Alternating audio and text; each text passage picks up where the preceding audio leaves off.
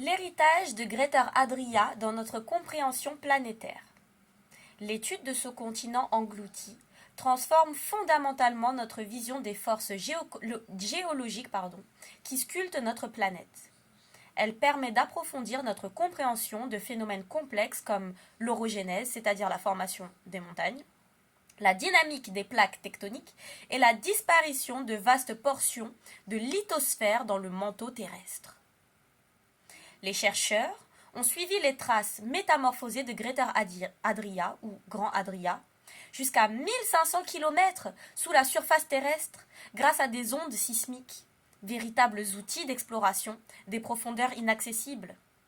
Cette découverte soulève de nouvelles questions concernant l'histoire géologique de la région méditerranéenne et son potentiel économique, notamment en termes de ressources minérales comme le lithium, élément devenu stratégique dans notre monde contemporain. C'est-à-dire que c'est en l'an fictif de 2025, l'an fictif de Jésus-Christ 2025, parce que des calendriers existaient bien avant le personnage fictif dont personne n'a jamais prouvé la naissance de Jésus-Christ, sur la base d'une documentation sérieuse. Cependant, ces calendriers antérieurs à ce personnage qu'est Jésus-Christ, ils existent. Il y a des sources, il y a des vestiges de ces calendriers. Ils sont encore utilisés par certains peuples aujourd'hui. Ce sont des calendriers bien plus vieux que 2000 ans.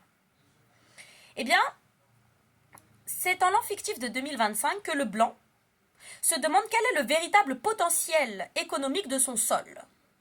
C'est en l'an fictif de 2025 qu'après avoir pillé l'Afrique, notamment le Cameroun dont je suis issue, pour des ressources en minerais telles que le lithium, dont nous disposons en abondance en terre camite, que le blanc se demande aujourd'hui, lui qui a toujours peuplé sa terre, depuis Adam et Ève, ou depuis la révélation de Djibril, eh bien, il se demande,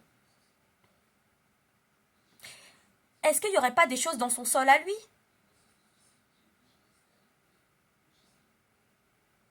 Voilà. Voilà ce que c'est que la Grande Adria. Merci beaucoup.